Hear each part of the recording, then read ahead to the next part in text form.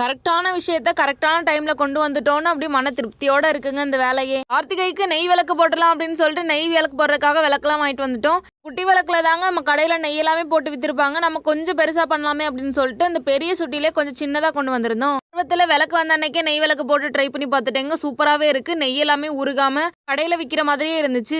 கொஞ்சம் எடுத்துட்டு நெய்யை உருக்கி ஊற்றினோன்னா எப்படினாலும் அது கீழே ஊற்றிடும்ல. அதுக்காக தேன் இருக்குல்ல, தேனோட அடைய அதை கொதிக்க வச்சு அதில் ஒரு தேன் மெழுகு செய்வாங்க. அந்த மெழுகை தான் ஃபேஸ் க்ரீம் செய்கிறதுக்கு லிபாம் செய்கிறதுக்கெல்லாமே யூஸ் பண்ணுவாங்க. அதை இது கூட சேர்த்துட்டோன்னா நம்ம அப்படியே நெய் போட்டதுக்கப்புறம் இறுகி அப்படியே ஸ்ட்ராங்காக நிற்கும். கைக்காவது இந்த மண் சுட்டி தொழில் செய்கிறவங்களுக்கு ரொம்ப யூஸ்ஃபுல்லாக இருக்கும் அப்படின்ற காலம்லாம் போயிடுச்சுங்க. யாருமே இந்த சுட்டி யூஸ் பண்ணுறதே கிடையாது. அதை திரி வாங்கி எண்ணெய் போட்டு நம்ம யூஸ் பண்ணுறதே ரொம்ப கஷ்டமாக இருக்கும். அதுக்காக தாங்க நாங்கள் மண் சுட்டியை வாங்கிட்டு இந்த மாதிரி நெய் விளக்காவே செஞ்சுட்டோம். பாரம்பரியமான கார்த்திகையை நம்ம பாரம்பரியத்தோட கொண்டாடுறதுக்காக ஒரு மண் சுட்டி கூட வைக்கலன்னா எப்படி? யாராலையும் எண்ணெய் போட்டு திரி போட்டு மெயின்டைன் பண்ண முடியாதுன்றதுக்காக தான் இந்த மாதிரி கொண்டு வந்திருக்கோம். நெய் விளக்கு உங்களுக்கு வேணும் அப்படின்னு நினச்சிங்கன்னா ஸ்க்ரீனில் வாட்ஸ்அப் நம்பர் கொடுக்குறேங்க. வாட்ஸ்அப் பண்ணி வாங்கிக்கலாம்.